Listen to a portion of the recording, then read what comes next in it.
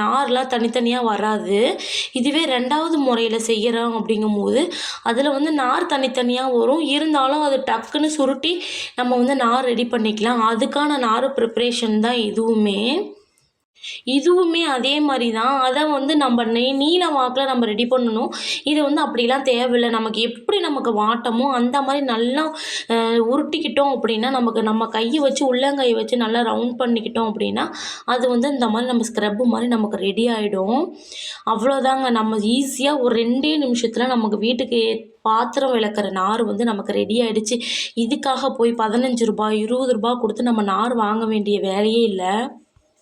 ஏன் அப்படி சொல்றேன்னு பார்த்தீங்கன்னா, எல்லாத்து வீட்லயுமே வந்து பார்த்தீங்கன்னா, நம்ம தேங்காய் வாங்குவோம். அதோடைய வேஸ்ட்டான பொருள் தான் இதுவுமே. நம்ம வந்து இத நம்ம யூஸ் பண்ண போறோம் அவ்வளவுதான். நம்ம தூக்கி போடுறதுக்கு பதில் நம்ம யூஸ் பண்ணிக்க போறோம். நான் ஒரு பாத்திரம் எடுத்து நான் விளக்கி காமிக்கிறேன் பாருங்க. எவ்வளோ நுரை வருது. நம்ம நார்மலா கடையில வாங்குற ஸ்க்ரப்ப விட இது